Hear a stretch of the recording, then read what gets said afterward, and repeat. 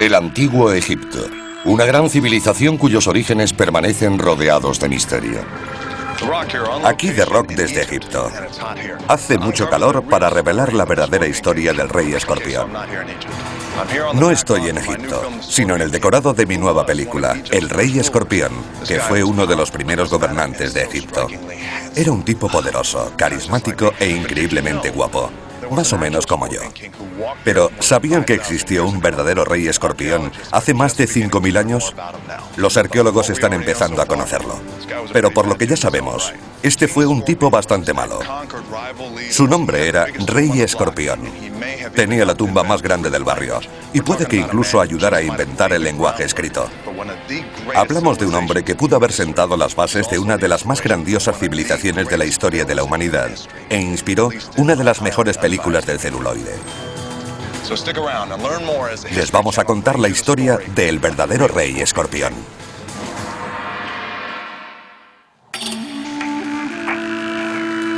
El verdadero Rey Escorpión.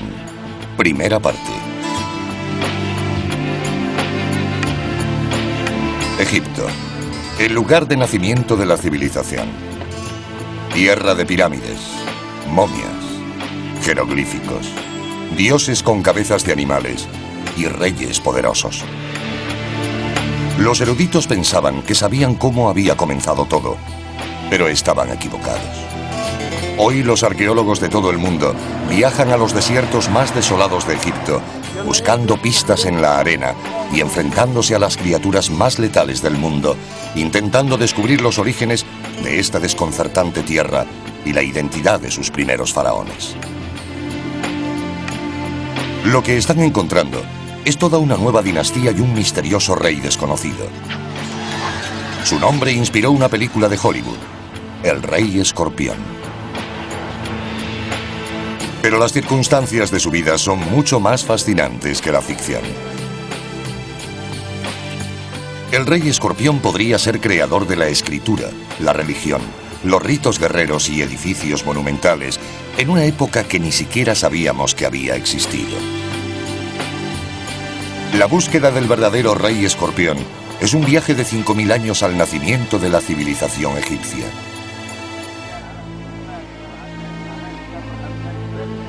Egipto es una tierra tan vieja que ya era antigua en la época de la Grecia clásica y el Imperio Romano. En el año 0, el del nacimiento de Jesús, la civilización egipcia ya pertenecía al pasado.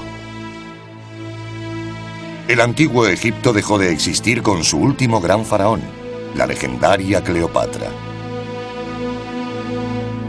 Solo tenía 39 años cuando murió, pero Egipto ya tenía más de 3000 años.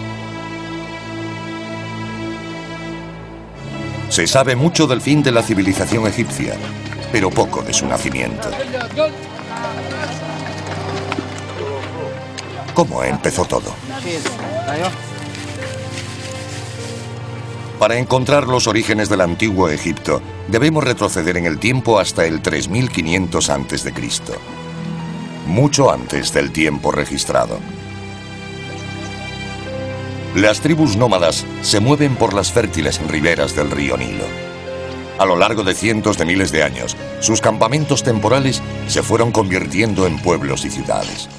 Los asentamientos forjan alianzas y rivalidades. Al sur se encuentra un sofisticado reino, cuyo nombre deriva de su situación en el curso superior del Nilo. Su gobernante lleva la bulbosa corona blanca del Alto Egipto.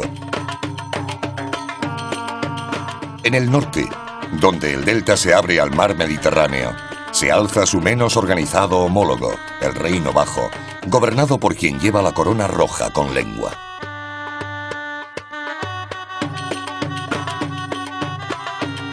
Egipto tal y como lo conocemos. Tierra de pirámides, esfinges, momias y faraones, nace cuando el primer rey une los reinos Alto y Bajo.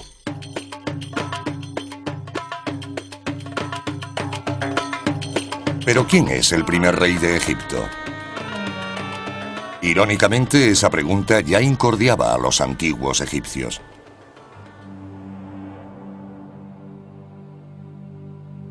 Para llevar la cuenta de sus gobernantes, los antiguos egipcios crearon la llamada Lista de Reyes, unos murales minuciosamente esculpidos en las paredes de los templos. Cada vez que un nuevo rey subía al trono, añadía su nombre a la lista, escribiéndolo dentro de un círculo llamado cartucho. Encima de cada nombre está el símbolo egipcio de la realeza, Horus, un halcón al que veneraban como un dios y que creían era el padre del primer rey humano de Egipto. Esta lista es una pista esencial en la búsqueda del primer soberano de Egipto. La lista de reyes era importante para los egipcios porque no tenían calendarios como los nuestros. Contaban el tiempo por el reinado de cada monarca, pero además la lista era importante porque el soberano necesitaba legitimar su reinado y si podía demostrar su ascendencia hasta el primerísimo rey Horus, aquello lo convertía en un gobernante poderoso.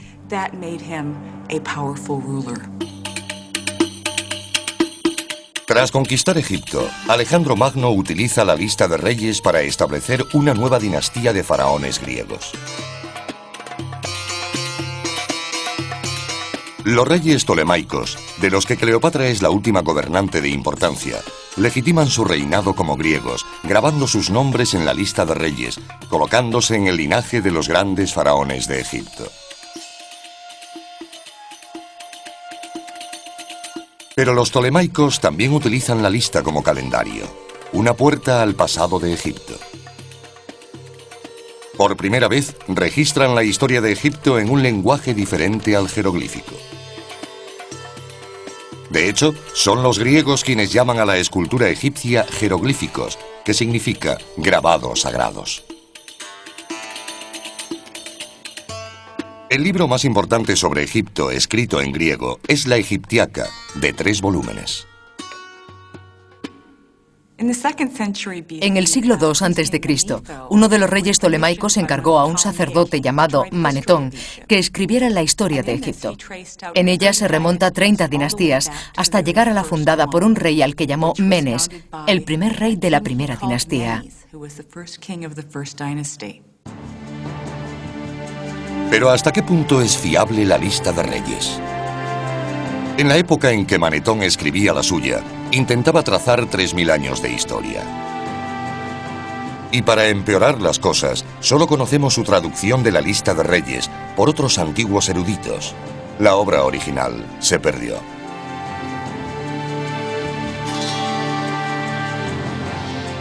Con el auge de la cristiandad, en el siglo IV después de Cristo, la escritura sagrada egipcia fue prohibida como culto al diablo y pronto fue olvidada por completo. Durante más de 1000 años, la historia del antiguo Egipto y su primer rey fueron un misterio. En 1799, mientras las tropas de Napoleón saqueaban los tesoros de Egipto, un soldado francés descubre una gran lápida, la Piedra Roseta. Estaba escrita en 3 idiomas: griego, demótico y egipcio antiguo. El soldado supo inmediatamente que había descubierto una pista importante para descifrar el misterioso pasado de Egipto. Napoleón mandó hacer copias que fueron enviadas a eruditos de todo el mundo. Comenzó así una carrera por descifrar el código. 23 años más tarde, utilizando una de las copias, Jean-François Champollion, un lingüista francés que sabía leer griego y demótico, descifra los jeroglíficos. Asombrosamente, decodifica la escritura sin poner un pie en Egipto. Pero hacer las copias no solo llevó a descifrar el olvidado sistema de escritura, también ha originado un descubrimiento sorprendente.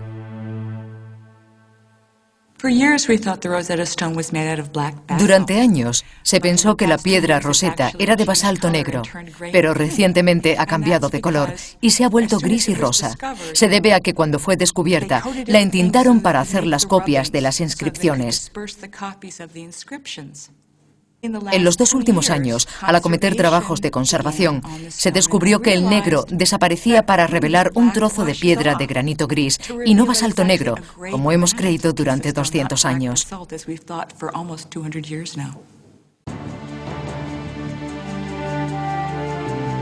Negra o gris, la piedra Rosetta ha llevado a uno de los más importantes descubrimientos de todos los tiempos. La nueva capacidad para leer jeroglíficos abre todo un nuevo mundo al pasado.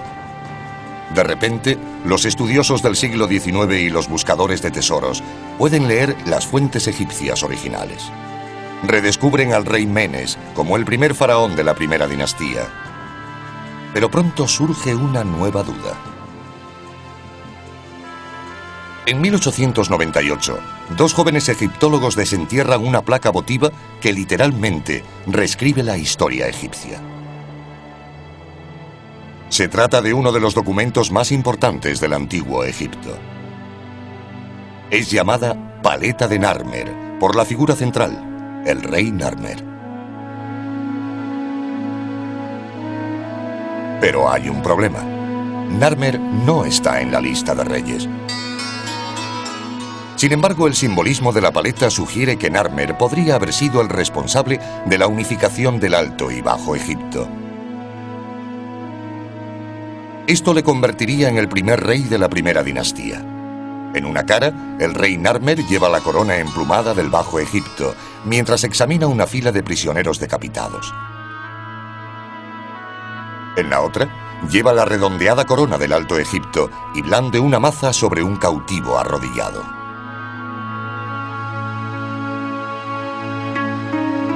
Entonces, ¿fue Narmer, un rey que ni siquiera está en la lista de reyes, el primero en gobernar sobre las 2 tierras? Este concepto de un verdadero unificador a principios de la primera dinastía parece más adecuado a Narmer.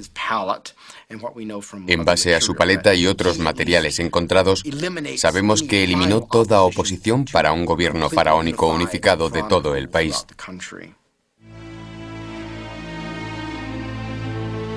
El simbolismo de la paleta de Narmer fue suficiente para convencer a los primeros egiptólogos de que él, y no Menes, fue el fundador del Egipto faraónico. La paleta da pie a toda una serie de preguntas. ¿Está equivocada la lista de reyes? ¿Habían olvidado los egipcios que esculpieron la lista real sus propios orígenes? ¿Hay más reyes antes de la época de Narmer? Irónicamente, el objeto que podría contener las respuestas fue descubierto a la vez que la paleta, apenas a 9 metros. En él, un hombre desconocido se enfrenta a la imagen de un escorpión. Solo ahora, 100 años después de su descubrimiento, los egiptólogos han comenzado a identificar esta misteriosa figura. ¿Quién puede ser?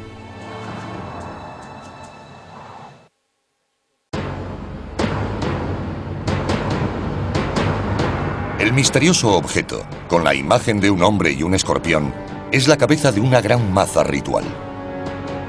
La maza, o garrote de combate, es uno de los símbolos más antiguos del poder real en el antiguo Egipto. A lo largo de 3000 años de historia, los reyes fueron representados haciendo pedazos los cráneos de sus enemigos con mazas. Las cabezas de las mazas usadas en combate tenían el tamaño aproximado de una pelota de béisbol, pero las rituales podían alcanzar el de un balón de baloncesto y pesar más de 9 kilos. La cabeza con la imagen del hombre y el escorpión es la más antigua jamás encontrada. ¿Podría ser la maza de otro rey desconocido? Solo ahora, más de un siglo después de su descubrimiento, los egiptólogos comienzan a entender su significado. La figura central de la cabeza de maza lleva la corona blanca del Alto Egipto y está participando en un acto ritual, probablemente abriendo un canal. Esta es la imagen más antigua de un rey llevando la corona blanca de Egipto. Otra primicia es la imagen del rey llevando agua a la tierra, que se convertiría en el símbolo de dar riqueza al pueblo en el Egipto faraónico. Colgando de la falda del rey hay otro símbolo faraónico, el rabo de toro. El rabo de toro probablemente simboliza al faraón adoptando los atributos del toro, siendo fuerte, viril y poderoso. Y esta es la prueba más antigua que muestra a un faraón de ese modo. Estas características seguirían representándose a lo largo de todo el periodo faraónico. Por toda la cabeza de la maza hay avefrías colgando de postes que representan diferentes regiones del Alto Egipto. El avefría simboliza a los pueblos conquistados. ¿Quién es esta figura sagrada que conquista el Alto Egipto? Basándonos en la iconografía, el tamaño de la figura, lo que hace, la gente que lo rodea, pero sobre todo en su corona, sin duda es un rey del Alto Egipto. Pero la clave para descubrir su identidad está en las figuras que tiene ante él, el rosetón y el escorpión, que se leen como Rey Escorpión. ¿Quién es este Rey Escorpión? ¿Por qué, después de 5000 años, solo ahora comenzamos a saber algo de él? Al principio, algunos egiptólogos se negaban a creer que era real. Interpretaban el simbolismo como la prueba de un dios mítico. Después de todo, hay una tradición en la religión egipcia que se basa en combinar características de animales y humanos. Los dioses del antiguo Egipto frecuentemente son mostrados bien como animales, o mitad humanos y mitad animales. Quizás se deba a que en el panteón egipcio todos los dioses se tomaron del mundo natural.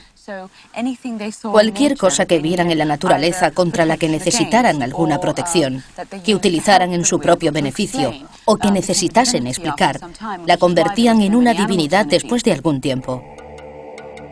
Representado como mitad hombre, mitad chacal, el dios Anubis reinaba en el inframundo, presidiendo el arte de la momificación. El hipopótamo hembra adopta extremidades humanas para convertirse en Tauret, la diosa de la maternidad y el parto, protectora de mujeres y niños. Sobek, el dios cocodrilo, era el protector del faraón. Como animales sagrados, los cocodrilos eran criados y venerados en los templos y a menudo momificados después de la muerte. Pero los dioses no eran las únicas figuras que adoptaban atributos del mundo animal. Los reyes también se identificaban con animales importantes. Uno de los símbolos más perdurables del antiguo Egipto, la Esfinge, es un retrato del faraón con un poderoso león. A menudo en el mundo antiguo los animales eran asociados con personas porque tenían animales totémicos que eran como sus mascotas, o bien eran el símbolo del clan o de un individuo en particular. ¿Cuáles son las características de un escorpión? ¿Y por qué un dios o un rey de Egipto se identificaría con los poderes de esta criatura? Para averiguarlo, uno de los mejores expertos del mundo en insectos letales, el comandante Scott Stockwell, entomólogo del ejército de los Estados Unidos, se enfrentará a algunas de las criaturas más letales de la Tierra.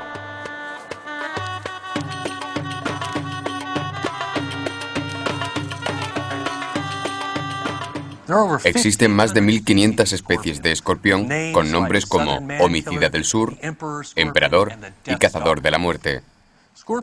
Fueron de los primeros seres vivos que colonizaron la Tierra. Hay fósiles de más de 420 millones de años, unos 200 millones de años antes de que apareciera el primer dinosaurio. Desde entonces, han cambiado relativamente poco. Los escorpiones que vemos hoy en día tienen más o menos el mismo aspecto que los de hace 420 millones de años. Los escorpiones pueden resistir cambios extremos de temperatura, desde los 46 grados centígrados hasta los 8 bajo cero. Sorprendentemente, incluso pueden quedar congelados en un bloque de hielo y revivir más tarde. Pueden aguantar 3 meses sin comida ni agua. Un producto químico en su piel les ayuda a retener la humedad bajo el intenso sol del desierto. Sin embargo, también tiene un extraño efecto secundario. Bajo una luz ultravioleta, el escorpión se vuelve fluorescente. Su principal método de defensa es un aguijón que inyecta una potente mezcla de venenos a cualquier atacante potencial.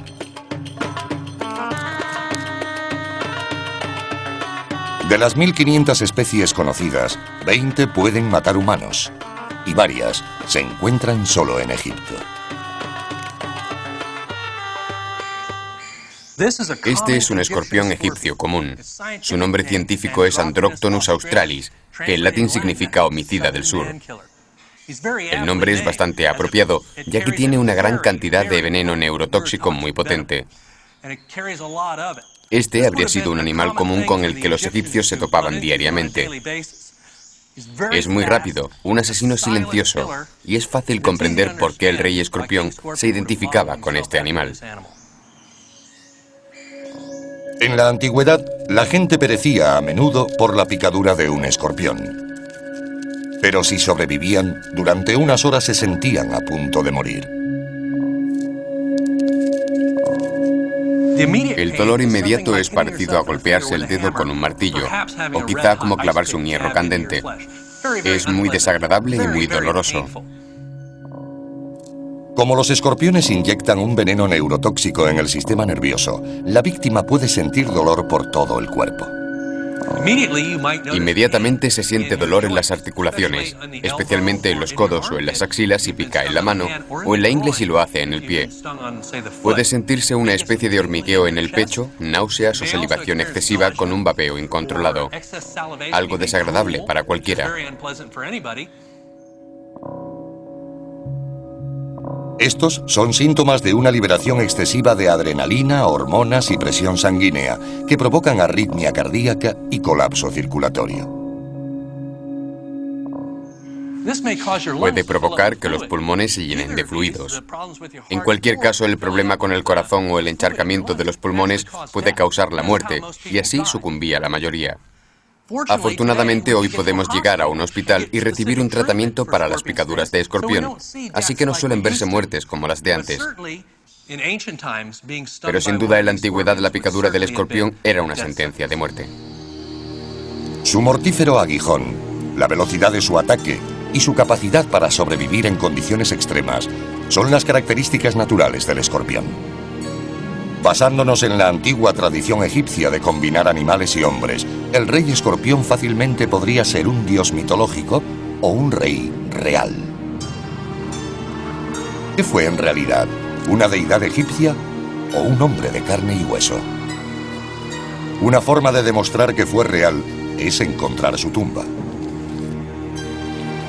Pero en el vasto desierto egipcio, ¿por dónde se empieza a buscar un enterramiento de hace 5000 años que quizá ni siquiera exista?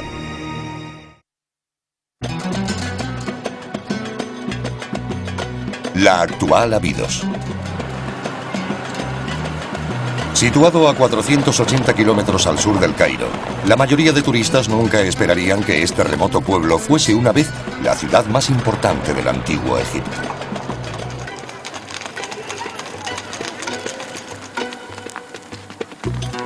Aún hoy, en las afueras del pueblo, varios equipos internacionales trabajan para desenterrar pruebas de los primeros gobernantes de Egipto. Entre ellos se encuentra el del Instituto Arqueológico Alemán dirigido por Günther Dreyer. Millones de fragmentos. Estos fragmentos son los restos de vasijas de ofrendas de peregrinos que llegaron hasta aquí para adorar a Osiris, el dios de los muertos. Y estos fragmentos le han dado a Abidos su nombre moderno, el-Kab, madre de las vasijas.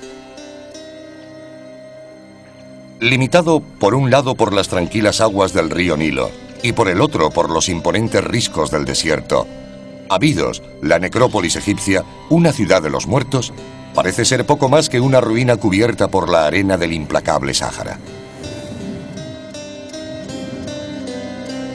Pero fue una vez una fértil vega. Y hoy los egiptólogos descubren rastros de ocupación humana que se remontan a más de 4000 años antes de Cristo.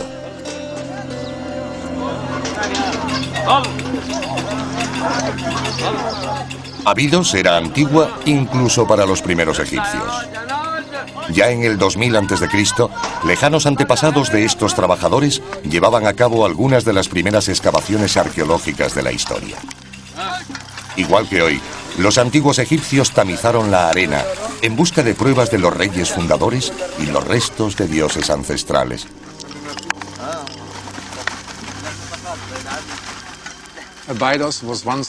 Abidos fue una vez el lugar más sagrado de todo Egipto, porque los egipcios pensaban que el dios de los muertos, Osiris, también fue enterrado aquí.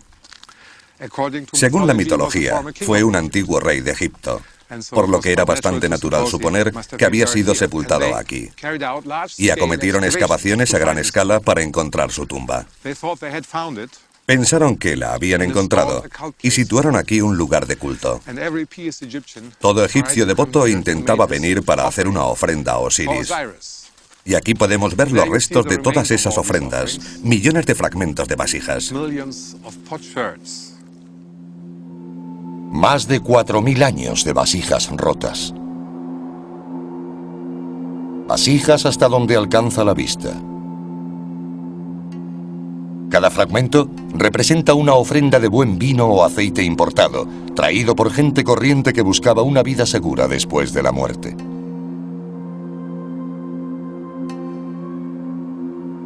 Las vasijas rotas descansan sobre los restos de un elaborado conjunto de templos, reclamados hace mucho tiempo por las arenas del desierto.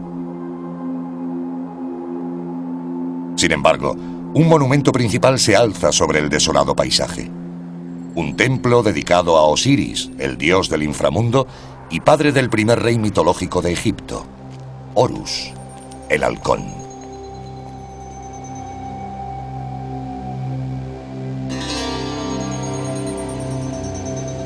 El templo de Osiris se compone de más de una docena de santuarios y altares. Los murales, algunos de los mejores de todo Egipto, celebran la relación de los reyes terrenales con los fundadores mitológicos.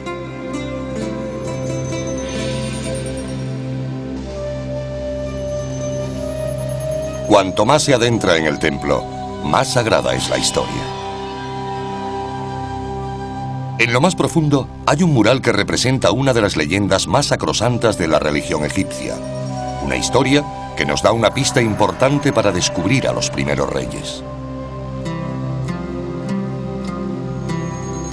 Aquí, en el santuario interior del templo, se encuentra el mito de Osiris e Isis y su hijo, Horus.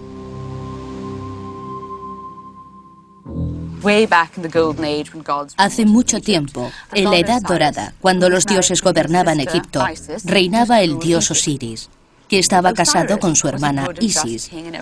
Osiris era un rey bueno y justo, y todo el mundo le amaba, salvo su hermano Set, que cada vez sentía más celos de Osiris y su popularidad. Él quería gobernar Egipto, así que tramó un plan para ocupar su lugar. Ordenó que le hicieran un arca decorada con piedras semipreciosas del tamaño exacto de Osiris. Entonces, Set dio un gran banquete e invitó a todo el mundo.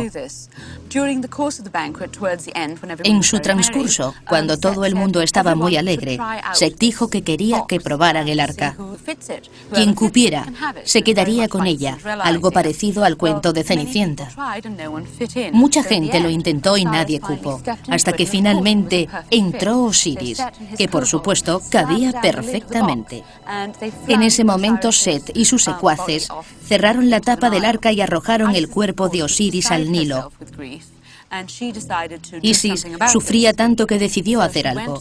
Recorrió todo Egipto y reunió los pedazos de Osiris. Tuvo mucho éxito, pero perdió un órgano vital. Al tener tantos conocimientos de magia, pudo crearlo de barro y así reanimar a Osiris, que enseguida revivió. Entonces, ella misma se convirtió en un milano real y copuló con Osiris para más tarde dar a luz a Horus, que acabó convirtiéndose en el faraón de Egipto. Son Horus y su padre Osiris, los fundadores mitológicos de Egipto, quienes dan a Abidos su significado sagrado. Asombrosamente, la búsqueda de tesoros y dioses mitológicos al final llevó a los arqueólogos al descubrimiento de los primeros reyes reales de Egipto. Una de las primeras excavaciones en Abidos tuvo lugar en 1895. Cavaron en 160 tumbas en 4 días. Afirmaron haber encontrado la verdadera tumba de Osiris. Mostraron una calavera que aseguraron era del dios y se marcharon. Más tarde, un inglés, Sir Flinders Petrie, llegó al lugar. Aunque rechazaba la idea de que Osiris hubiera sido enterrado aquí, sospechaba que Abidos pudiera contener las tumbas de los primeros reyes de Egipto. Pero, ¿cómo demostrarlo? Petrie pensó que la abundancia de fragmentos de vasija podría dar una pista. Petrie utilizó los diferentes tipos de alfarería que se usaban en el Egipto prehistórico como una herramienta para crear una cronología relativa de este periodo, del que no existe constancia escrita. Observando cómo aparecían estos diferentes tipos de vasijas en los grupos de tumbas que excavaba, fue capaz de establecer una secuencia del desarrollo en alfarería que posteriormente dividió en 49 etapas numeradas. Petrie fue el primer egiptólogo que asoció las pruebas materiales, la alfarería de las tumbas y las propias tumbas a la lista de reyes. Comparando su cronología de cerámica con la lista de reyes del antiguo Egipto, Petrie confirmó que estos eran los sepulcros de los reyes de la primera dinastía. Los situó en las últimas etapas de su línea cronológica, de la 31 a la 49. Sospechaba que en alguna parte de Abidos podían encontrarse las tumbas de reyes incluso anteriores a los de la lista.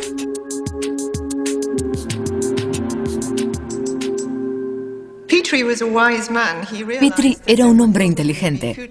Se dio cuenta de que probablemente serían futuras investigaciones en la prehistoria egipcia, así que dejó las etapas del 1 al 30 en blanco para posteriores estudios que nos revelarían datos sobre periodos anteriores de la prehistoria de Egipto.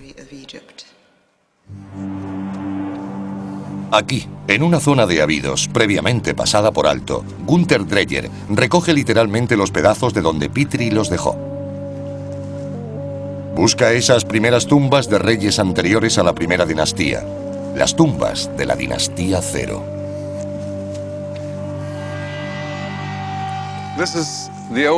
Esta es la parte más antigua de la necrópolis real de Abidos. Se obtuvo muy poco de las primeras excavaciones. Observamos que hay muchos fragmentos en esta zona, como este, y decidimos volver a investigarla.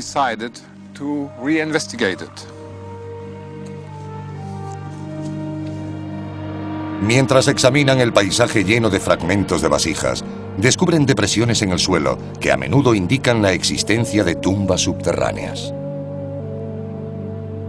Basándose en el número de tumbas y sus tamaños, el equipo anticipa un descubrimiento significativo. Pero, ¿dónde comenzar a excavar? Empezamos por aquí y nos encontramos con una tumba muy grande que no era mencionada en los viejos informes.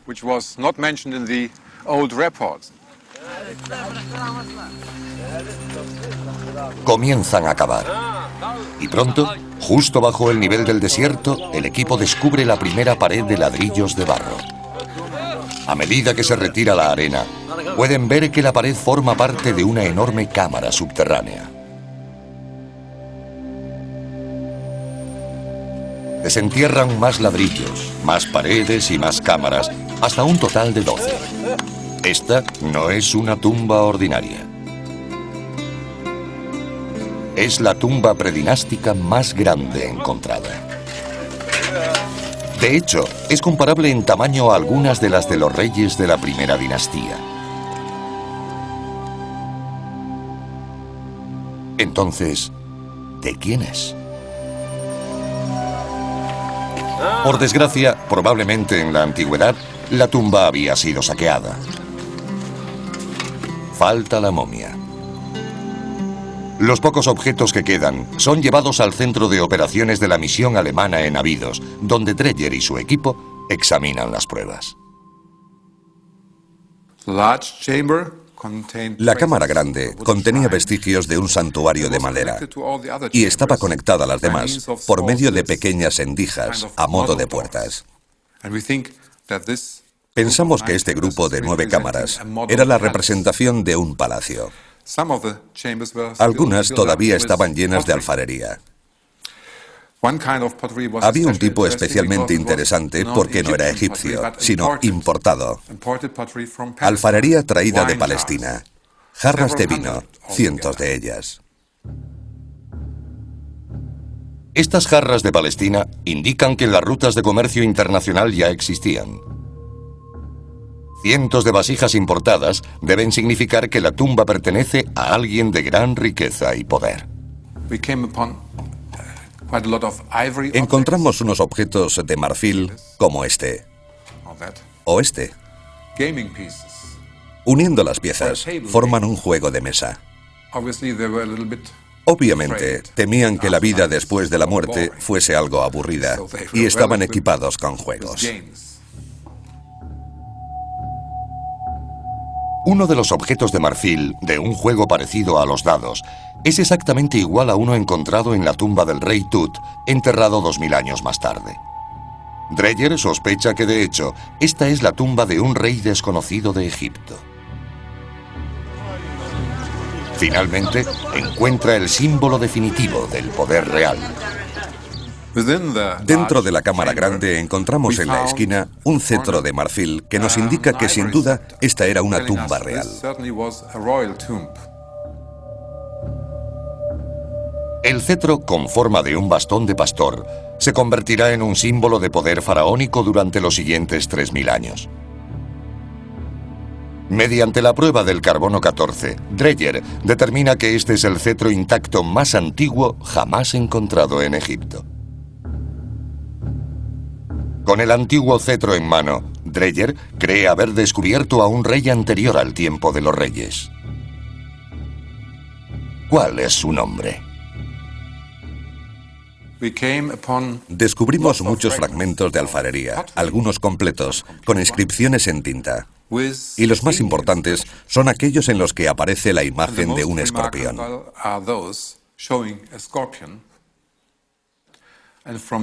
A partir de estas inscripciones, pudimos concluir que esta tumba perteneció a un gobernante con el nombre de Escorpión. Es real. Hay un rey escorpión. Ningún dios mitológico tiene una tumba terrenal. El descubrimiento de la tumba del rey escorpión es una prueba irrefutable de que él gobernó el Alto Egipto como rey hace más de 5000 años.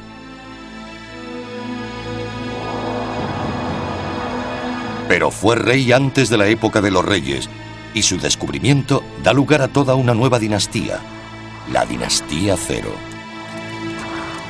¿Quién es el rey escorpión? ¿Qué papel desempeña en el nacimiento del antiguo Egipto, una de las más grandiosas civilizaciones que el mundo ha conocido?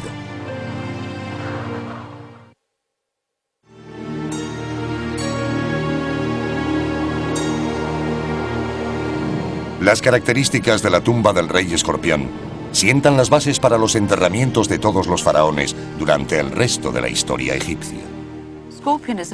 Escorpión fue el que inició lo que se convirtió en una práctica dinástica. Y en su enterramiento, que tiene más de 5000 años, incluyó una reproducción de su propio palacio. Así creaba una casa para su alma que sería eterna. Aunque simple en estructura, es fácil ver cómo, por primera vez, la tumba del rey escorpión crea un plan arquitectónico para alcanzar la otra vida. Imita el palacio en el que vivía para acoger su cuerpo tras la muerte. Acabada, la tumba es cubierta con arena con forma del montículo primigenio del que, según la religión egipcia, fue creado el mundo. Además de su significado espiritual, la tumba también fue diseñada para proporcionar al rey todos los bienes materiales que necesitaría en la otra vida. Escorpión, probablemente un rey muy importante según el tamaño de su tumba, fue enterrado con gran solemnidad, rodeado de muchos objetos funerarios. Por supuesto, hoy quedan muy pocos, porque fueron robados en la antigüedad. Damos por supuesto que la mayoría de los faraones tenían comida, bebida, jarras con aceites y ungüentos, y mucho oro y piedras semipreciosas. El único rey del que tenemos una idea aproximada de lo que tenía en su enterramiento fue Tutankamón. Su tumba no había sido saqueada, así que nos hacemos una idea de la riqueza, del gran número de objetos y oro depositados junto a un faraón. Cada generación de reyes llevará más allá el concepto y el diseño básico del rey escorpión. Y a lo largo de los siglos, los enterramientos reales evolucionarán hasta las pirámides. Durante 500 años se inhuma en Abidos a los sucesores del rey escorpión. Y el equipo de Günther Dreyer está abriendo todas las tumbas una por una. Este enterramiento ha sido excavado totalmente y parcialmente restaurado. Hay una escalera que baja hasta la cámara mortuoria. Ahora está cubierta de arena. Es la tumba más elaborada de la primera dinastía, la tumba del rey Den. Aunque la tumba del rey Den fue construida 300 años después de la muerte de la del rey escorpión, comparte la misma estructura básica. Un gran foso cuadrado cavado en el suelo, rodeado de muros de ladrillos de barro. Aquí había otra puerta cerrando la entrada. Y ahora pasamos a la cámara mortuoria.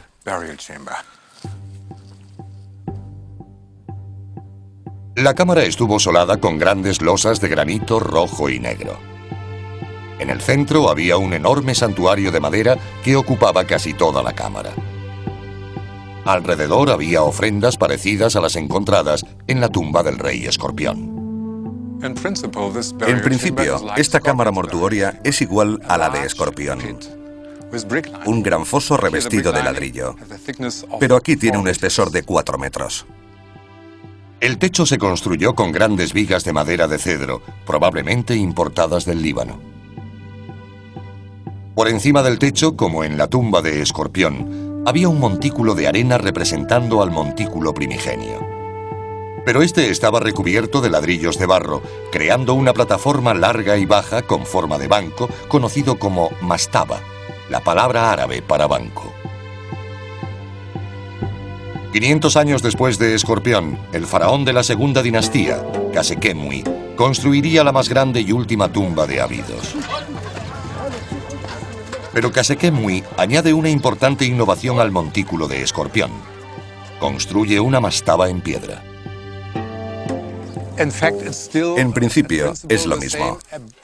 Un foso revestido de ladrillo. Pero aquí, por primera vez, la cámara mortuoria real está construida entera en piedra. Khâsekhemoui agrega algo más que simplemente tamaño y piedra a la arquitectura de Escorpión para la otra vida.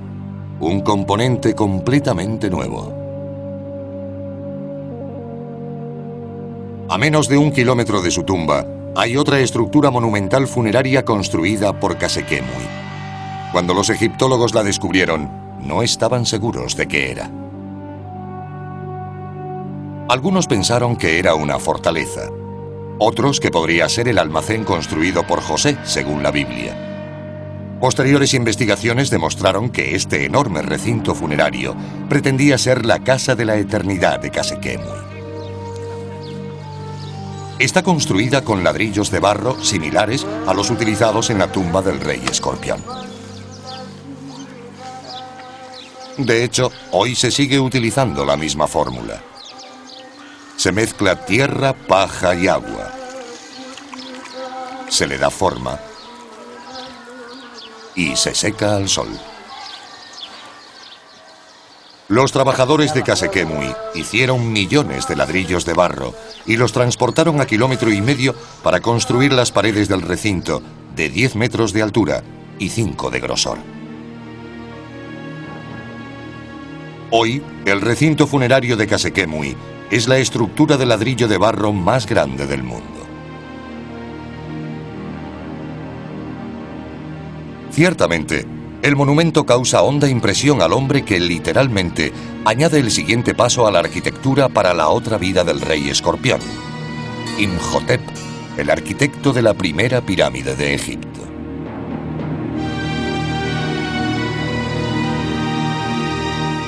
Imhotep diseña para su faraón un complejo mortuorio que combina el cercado funerario de Khafre con la mastaba. Pero Imhotep da 2 pasos más. En lugar de muros de ladrillo de barro, utiliza piedra. Y en lugar de construir una sola mastaba, las apila.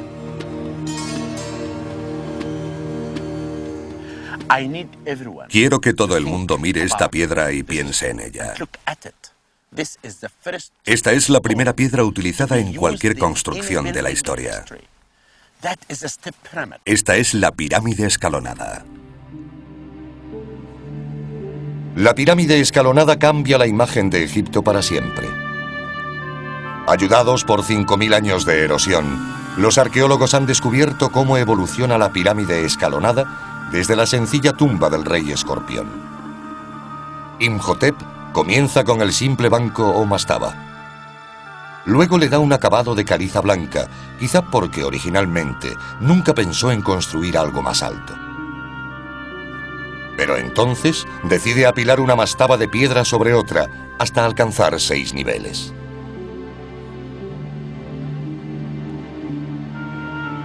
Una vez completada, la pirámide escalonada se convierte en el edificio más grande del mundo.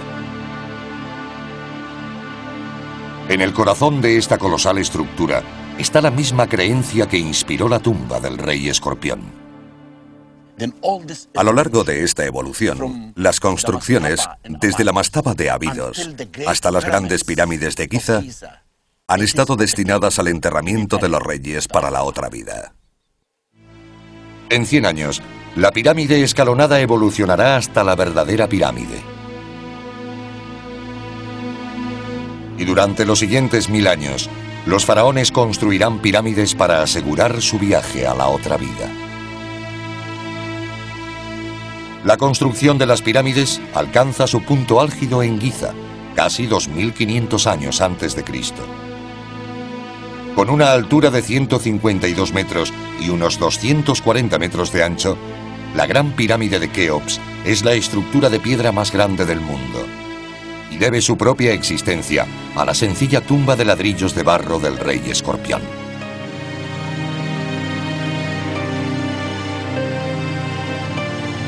Pero la arquitectura del rey escorpión para la otra vida no fue su única contribución a la grandeza de Egipto. Un descubrimiento en el suelo de su cámara mortuoria podría ser aún más monumental que las grandiosas pirámides.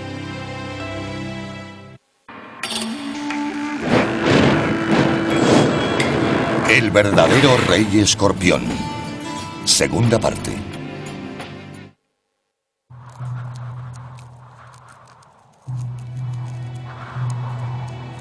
Lo que Gunther Dreyer y su equipo encontraron en el suelo de la tumba del rey escorpión cabe perfectamente en una caja de zapatos.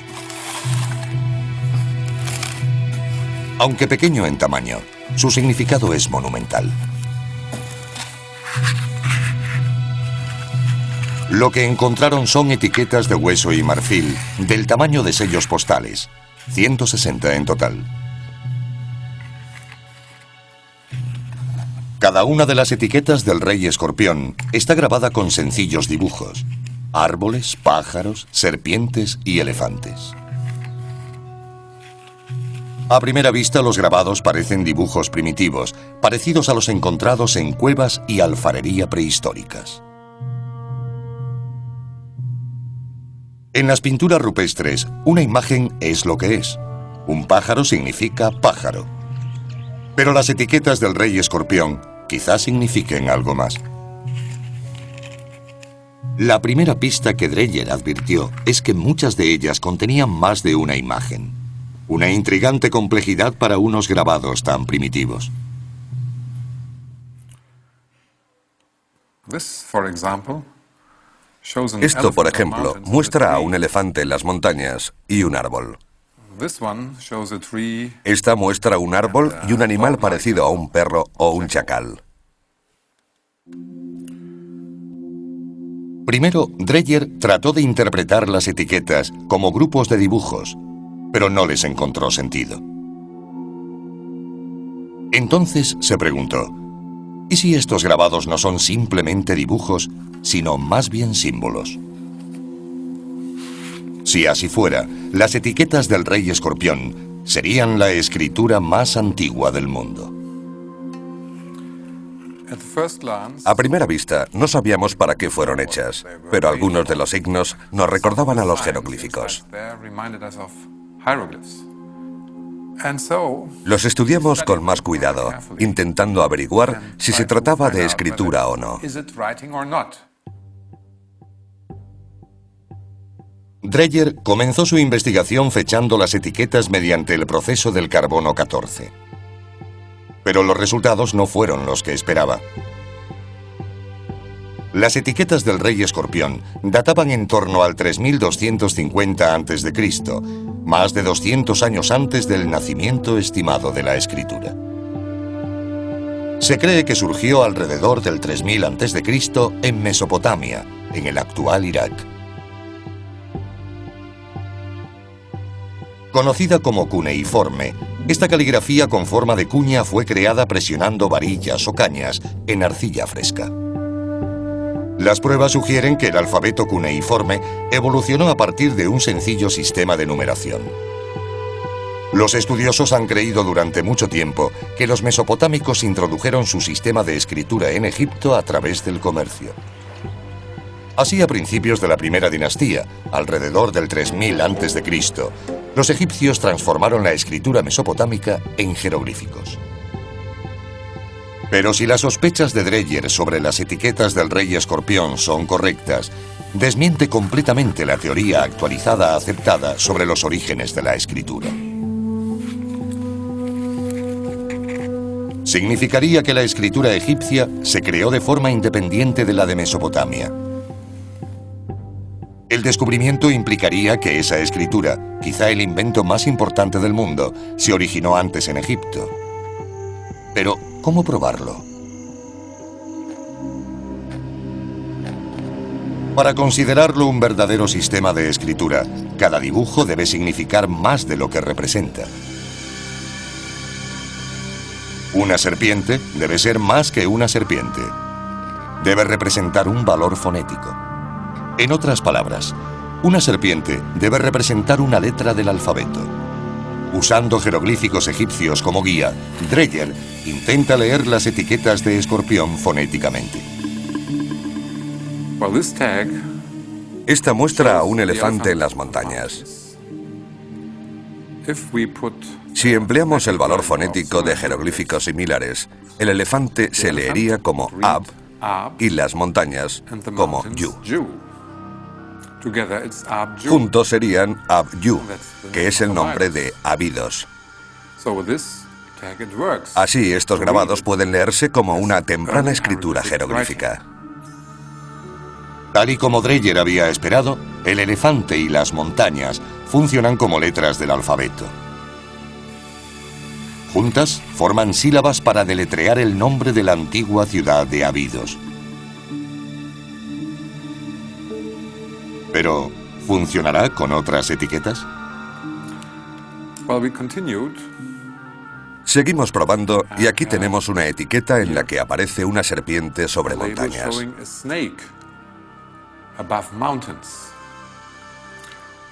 En la escritura jeroglífica, el valor fonético de la serpiente es Ya.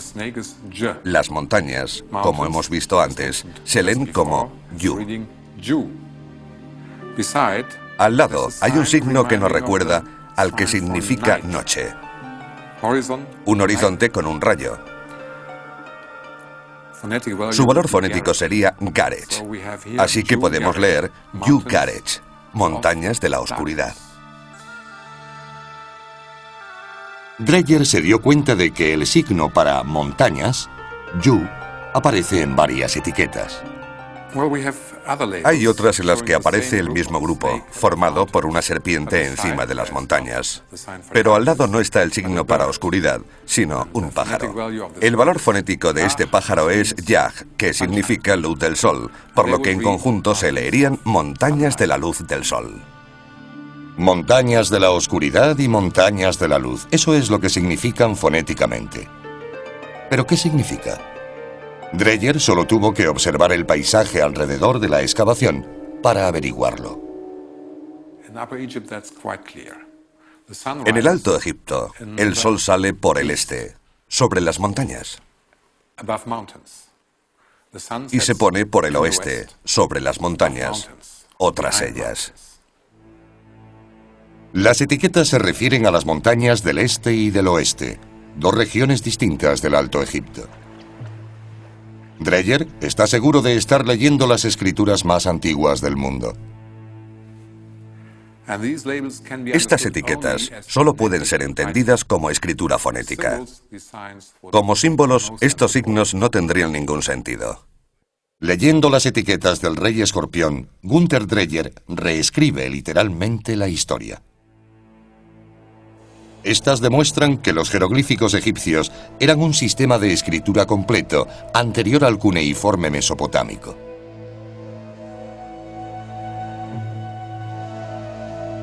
Pero hay otro aspecto intrigante sobre el nacimiento de la escritura en Egipto. La falta de pruebas de un sistema de escritura anterior, más primitivo, sugiere que no fue una evolución. Ya que la escritura aparece repentinamente en la época del rey escorpión, fue quizá una invención por encargo.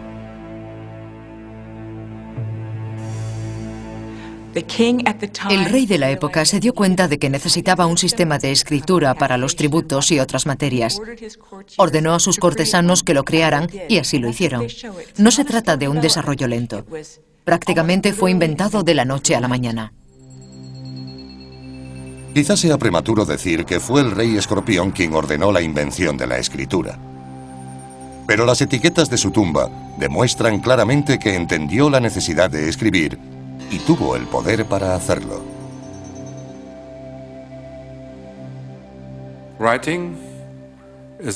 La escritura es una invención muy importante porque transmite información. Escribir es una manera de informar sobre los acontecimientos. Se trata de un desarrollo tardío, pero supone el paso de la prehistoria a la historia.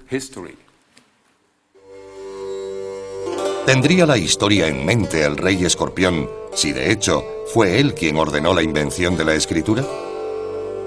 Quizás no lo sabremos nunca, pero la lectura de las etiquetas y su contexto arqueológico facilitan una pista de su utilización. Dreyer encontró las etiquetas en el suelo de la tumba y debido a que muchas de ellas tienen pequeños agujeros, cree que estaban fijadas a cajas de madera, piezas de lino y jarras de aceite, entregadas como pago al rey por las ciudades que gobernaba. Las etiquetas son básicamente recibos de impuestos pagados. ¿Qué es lo más importante de gobernar? Cobrar impuestos. Uno tiene que controlar quién ha pagado, quién ha enviado qué. Con pequeñas cantidades es fácil, pero cuando la cifra es mayor, la cosa se complica. Tuvieron que inventar y desarrollar un sistema para guardar información, y ese fue la escritura. En las manos del rey escorpión, la escritura se convierte en una herramienta para acumular riqueza y poder. Pero con esa riqueza y poder vienen las rivalidades, y el rey debe utilizar al ejército para proteger su reino y sentar las bases para la unificación de todo Egipto.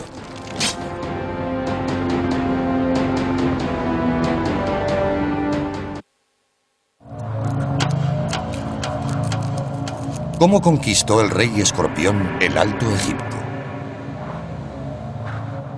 La respuesta reside a lo largo del curso natural del Nilo, en una zona donde el río gira bruscamente al este para sortear el desierto occidental. Llamado Kena, este territorio fue un importante centro de actividad en el mundo antiguo.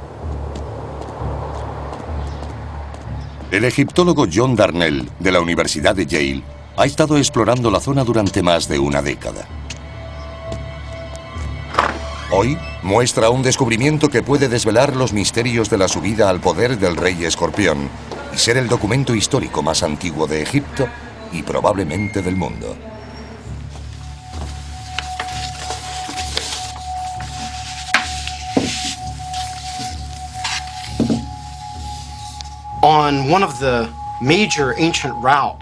En una de las principales rutas antiguas de comunicación de Kena con el desierto occidental, en una posición bastante estratégica, un paso entre Abidos al norte y Hieracómpolis al sur, hicimos un descubrimiento bastante importante en un lugar al que llamamos Jebel Yauti, una inscripción protodinástica que llamamos el retablo de Escorpión.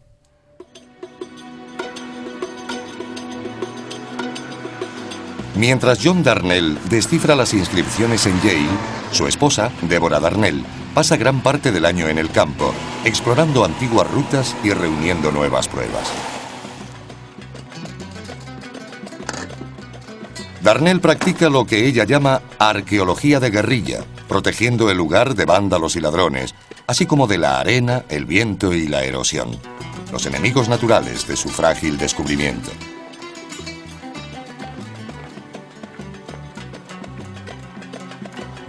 Hoy regresa para buscar más información del retablo de Escorpión.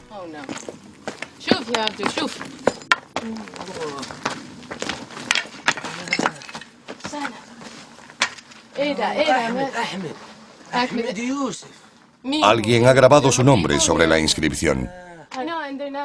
Ni siquiera son ladrones.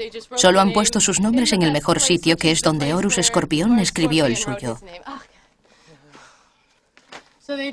No sabían que se trata de un lugar antiguo. Simplemente escribieron sus nombres como ha hecho todo el mundo durante 5000 años. Los Darnell toman muchas precauciones para proteger el emplazamiento y para preservar su descubrimiento lo han fotografiado y dibujado al completo. Una inspección más minuciosa revela la extensión de la pintada. Esta parte no ha sido tocada. Veamos. Las inscripciones antiguas están grabadas tan profundamente que en realidad no hemos perdido tanto. Pero era tan bonita. Aquí está la parte más importante, que está bastante bien iluminada. Y aquí está el halcón, Horus, sobre el escorpión. Incluso a la luz del sol, los grabados de 5000 años de antigüedad son difíciles de ver. Pero los adiestrados ojos de los Darnell pueden reconocer los débiles contornos en la parte inferior de la escena. La figura parece ser un primitivo escorpión, sobre la que hay un rudimentario grabado de un halcón. ¿Se refiere esta inscripción al rey Escorpión? Si es así, nunca se había encontrado algo parecido. El retablo detalla un acontecimiento histórico específico y está dispuesto de una forma interesante. Primero tenemos un halcón con un cuerpo más bien triangular sobre un escorpión. Esto es muy importante. Parece ser la primera vez que se utiliza el nombre del dios Horus como título real. Parece decirnos que el autor de estos acontecimientos es un hombre llamado Escorpión, u Horus Escorpión, exactamente. El nombre de Horus, como el término romano César, es otra palabra para designar al rey. El título identifica a Escorpión con Horus, el halcón, el dios de la realeza egipcia.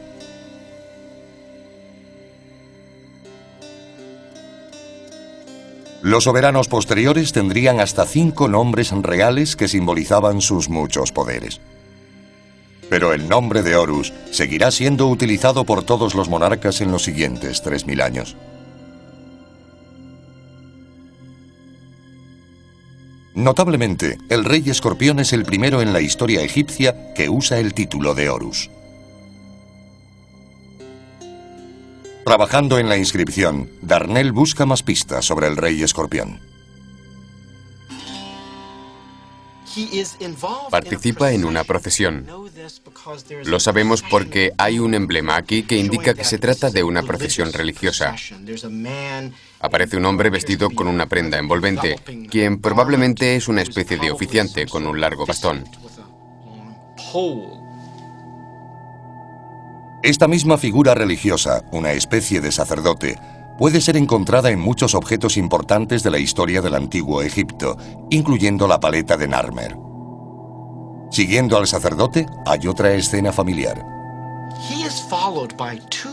Es seguido por dos grupos independientes, que son casi tan importantes como su primer uso del título de Horus. Porque lo que vemos es a un prisionero atado con el pelo alborotado detrás de él, maniatado como un pájaro, sujeto por una cuerda que sostiene esta gran figura de aquí, en el extremo izquierdo del retablo. Este hombre sostiene con la otra mano lo que parece ser una maza. Una maza con cabeza de pera que blande sobre la cabeza del prisionero atado.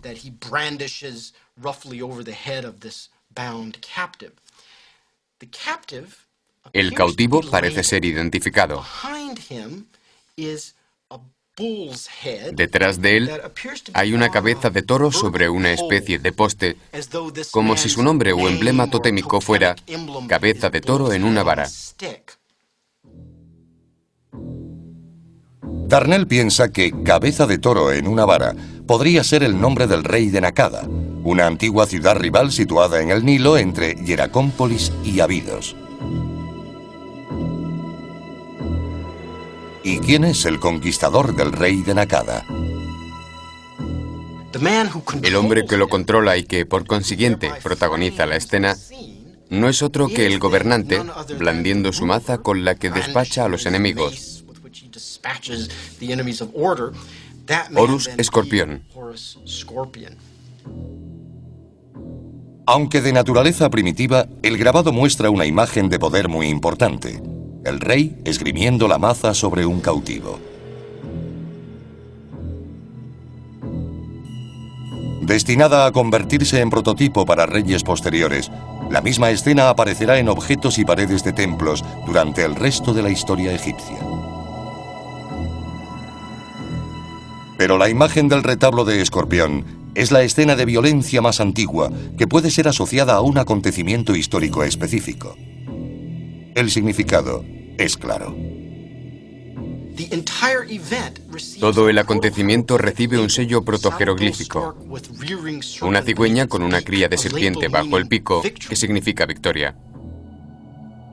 El retablo de Escorpión, aunque primitivo, podría ser la inspiración para la paleta de Narmer, esculpida 200 años después.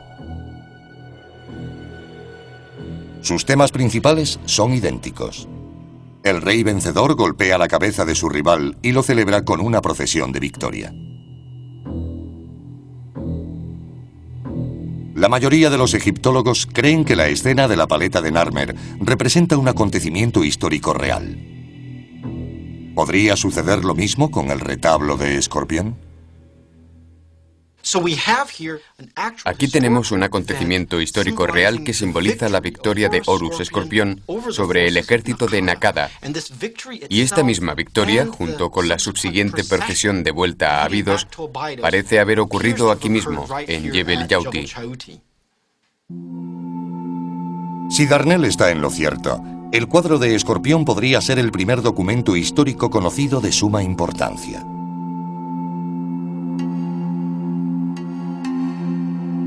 Pero ¿cómo podemos estar seguros de que estos acontecimientos ocurrieron realmente? La geografía de Jebel Yauti nos da algunas pistas, y el lugar donde pudo haber nacido el rey Escorpión proporciona otras.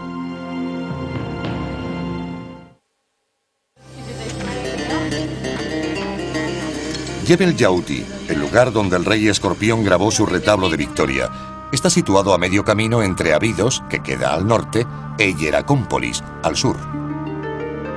Pero Jebel Yauti está más cerca de un tercer centro principal del Alto Egipto, Nakada. Aquí, en Nakada, convergen las más importantes rutas comerciales. Quien las controle, tutela la riqueza del Alto Egipto. Existen pruebas de que Hieracómpolis y Abidos podrían haber sido aliadas, o al menos compartían costumbres y creencias. Ambas tenían por dios protector a Horus, el halcón. De hecho, Hieracómpolis quiere decir ciudad del halcón en griego. Pero Hieracómpolis y Abidos quizá compartieran también al rey escorpión. Aunque es enterrado en Abidos, pudo haber llegado de Hieracómpolis. En su apogeo, alrededor del 3500 a.C., Hieracómpolis fue la ciudad más grande de Egipto, la mayor a lo largo del Nilo. Tenía todo lo necesario para ser una gran ciudad: casas, zonas administrativas, zonas industriales, vertederos de basura, cementerios, tenía de todo. Y este tipo de complejidad nos sugiere que debió existir un gobierno central muy fuerte en la ciudad. De hecho, sabemos que había muchos habitantes ricos aquí. Quizá fueran las familias de los reyes.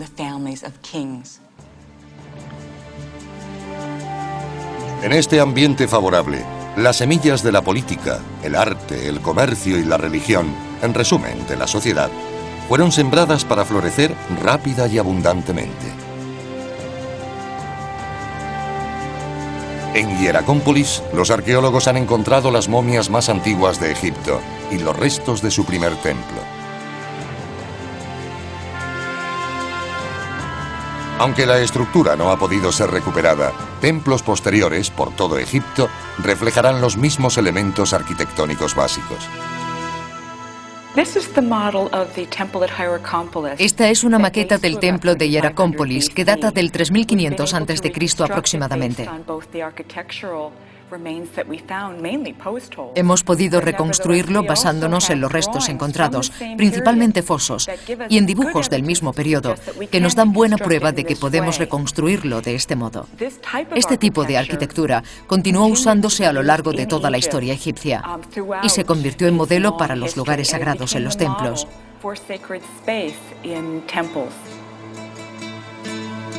Fue aquí, en este templo, donde los arqueólogos descubrieron la paleta de Narmer y la cabeza de maza de escorpión. ¿Es posible que el rey hiciera ofrendas aquí? Este templo de Hieracómpolis ciertamente es un lugar donde el rey escorpión podría haber venido a rendir culto a su dios Horus para asegurarse un reinado próspero. Más allá del templo, hay más pruebas de la ciudad del halcón que sugieren que el rey escorpión nació aquí. Tenemos muchas imágenes de halcones de los almacenes de los templos y también tenemos escorpiones. De hecho, es el único sitio donde se han encontrado modelos tridimensionales e imágenes grabadas en cuencos. El motivo no está del todo claro, pero creo que es debido a que la diosa de la ciudad, que tenía forma de escorpión, podría haber sido la esposa de Horus de Hieracómpolis. El rey escorpión, tomando ese nombre, habría adquirido una imagen muy poderosa, lo cual nos lleva a creer que probablemente nació en Hieracómpolis. ¿Pero vivió el rey escorpión realmente en Hieracómpolis? Hasta ahora no se ha encontrado ninguna prueba concluyente. Lo que se han encontrado son los restos de un palacio real. Hasta ahora, los arqueólogos confiaban en las tumbas o palacios para la otra vida, para hacerse una idea de dónde vivían los reyes. Pero ahora, basándose en las tumbas, el arte y los pequeños restos, los arqueólogos pueden construir un modelo del único palacio para vivir de este periodo egipcio jamás descubierto. Encontramos pruebas de esta maravillosa arquitectura de ladrillo que llevan a esta elaborada puerta. Las excavaciones que hicimos debajo desvelaron muelles de carga e instalaciones de almacenamiento. Todos los lugares donde el rey pudo haber almacenado sus excedentes y sus impuestos. Desde un lugar como este, si acaso no es el mismo, habría gobernado el rey escorpión. Probablemente este palacio del rey escorpión en Hieracómpolis sea el modelo en el que se basa su palacio para la otra vida, en Abidos. Con lazos tanto en Hieracómpolis como en Abidos, el rey Escorpión habría sido el hombre adecuado, en la época adecuada, para dirigir a una fuerza unificada contra los ejércitos de Nakada. Una batalla por el control de las valiosas rutas comerciales y riquezas terrenales, pero también una batalla cósmica entre dioses. Hieracómpolis y Abidos comparten a Horus, el dios halcón que emana de Osiris. El protector de Nakada es Set, el dios del caos, enemigo de Osiris. Hieracómpolis y Abidos tienen poderosos líderes mostrados en escenas de sus reyes presidiendo procesiones ceremoniales.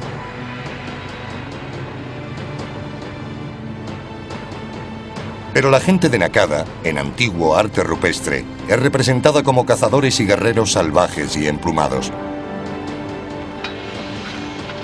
Lo que se produce es un enfrentamiento clásico entre las fuerzas del orden y las del caos.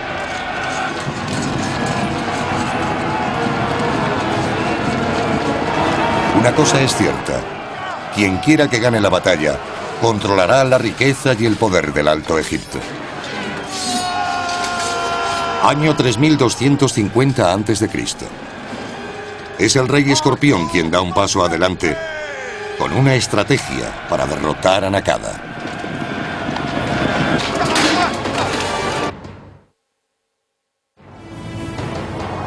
¿Cuál es la estrategia del rey Escorpión para derrotar a Nakada?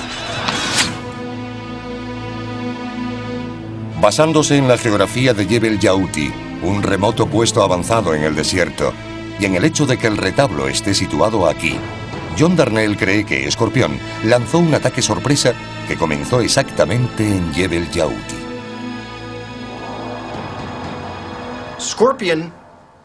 La elección de Escorpión de atacar por el desierto se basaba casi con seguridad en el elemento sorpresa. Nakada tiene un gran ejército en el Valle de Nilo y podría haber esperado que si Abidos atacaba, Escorpión llegara por el Nilo desde el norte. Pero este no se acerca a Nakada por el Nilo. En lugar de eso, conduce a sus tropas a través del desierto y se esconde detrás de Jebel Yauti. El Jebel, o montaña, es uno de los únicos lugares por el que las tropas pueden subir o bajar de la altiplanicie del desierto. Este paso en el desierto es conocido como la Puerta Estrecha. Y detrás de esta puerta, el rey Escorpión espera con su ejército. Escorpión intenta lanzar su ataque por la parte posterior de Nakada, llegando a través del desierto. Probablemente también sabe que Nakada tiene un importante puesto avanzado en el desierto, al oeste de la propia ciudad. Escorpión puede atacar por el desierto y evitar cualquier contacto con los ejércitos del Valle de Nilo de Nakada. Escogiendo la ruta de Jebel Yauti, también puede bajar desde el desierto al sur del puesto avanzado de Nakada. Entonces, dirigiéndose rápidamente hacia el norte, un pequeño ejército de Escorpión procedente de Abidos aislaría a las fuerzas de Nakada en el Nilo de las del puesto avanzado en el desierto, logrando por consiguiente una victoria rápida y relativamente incruenta sobre Nakada. La conquista de Nakada es una ocasión trascendental. Sería la primera vez que todo el Alto Egipto estuviera gobernado por un solo rey. Para festejarlo, Escorpión desfila con el capturado gobernante de Nakada, de regreso a Abidos, y celebra la ocasión ordenando grabar el retablo. Con él, el rey Escorpión también podría haber inventado la historia.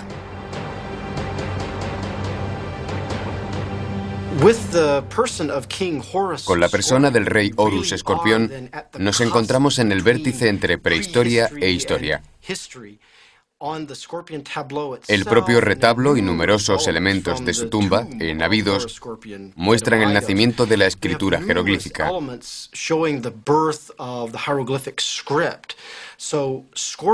Escorpión surge no solo como el unificador del sur, sino como una de las primeras figuras de la historia egipcia y mundial, sobre quien podemos decir que sabemos algo de lo que hizo, dónde, por qué, y quizás incluso el cómo. El retablo de Escorpión demuestra ser tan importante como la paleta de Narmer para ampliar nuestro conocimiento sobre la unificación de Egipto. Los egiptólogos han creído durante mucho tiempo que fue Narmer quien logró la unificación tras una gran batalla. Las nuevas pruebas aportadas por el retablo sugieren que el proceso comenzó mucho antes.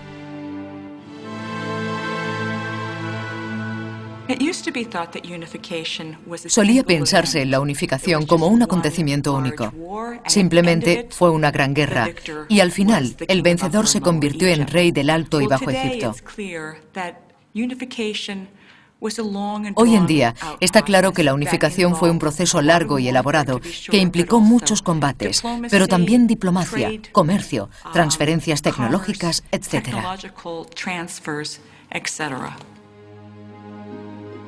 El retablo establece la victoria del rey Escorpión sobre Nakada como el primer paso conocido hacia la unificación del Alto y Bajo Egipto.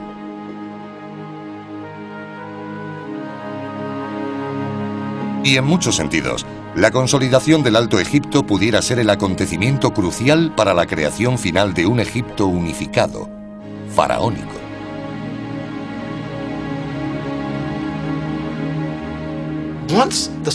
Una vez que el sur del país es unificado, una vez que el Alto Egipto es un solo reino, la dominación del norte por el sur puede considerarse un hecho de antemano. Lo que Escorpión representa aquí, en versión anterior a la paleta de Narmer, es el precursor necesario de lo que se convertirá en la conclusión final e inevitable. El triunfo de Narmer sobre la última resistencia en el norte. De modo que tenemos los orígenes de la historia faraónica, los elementos básicos de la religión faraónica, la parafernalia e incluso la escena del rey blandiendo su maza sobre las cabezas de sus enemigos cautivos. En muchos sentidos se puede decir que la historia faraónica, al menos simbólicamente, comienza con el retablo de Escorpión. El rey Escorpión gobernará un país rico. Abrirá rutas comerciales hasta el actual Afganistán. Desarrolla la escritura para controlar sus riquezas y el arte para celebrar su poder y el de sus dioses. Construirá palacios y templos y tumbas para la otra vida. Y como se representa en la cabeza de maza, llevará agua a la tierra y riqueza a su pueblo. Es el rey Escorpión quien sienta las bases de la más grandiosa civilización que el mundo ha conocido.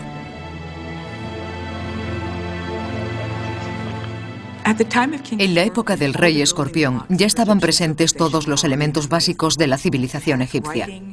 Había escritura, había arquitectura monumental, existía una creencia en la otra vida.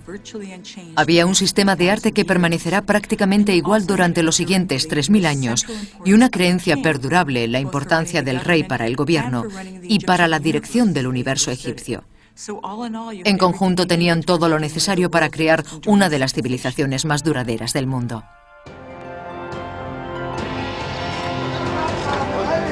Mientras los arqueólogos perseveren en su búsqueda de los orígenes del antiguo Egipto, y a medida que salen a la luz más pruebas, los eruditos continuarán reescribiendo los libros de historia.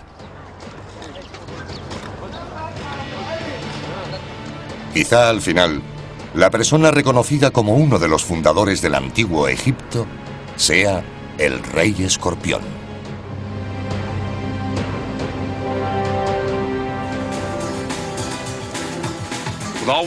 Con todo lo que hemos aprendido del rey escorpión, apenas rascamos la superficie. Los arqueólogos siguen ensamblando la historia de todo el periodo predinástico. Hay al menos otras 10 tumbas reales aún por excavar en Abidos. Con tanto por descubrir, de todos los gobernantes anteriores o posteriores, ni siquiera estamos seguros de que existiera un único rey escorpión. Se cree que algunos de los objetos que os hemos mostrado podrían pertenecer a 2 reyes diferentes.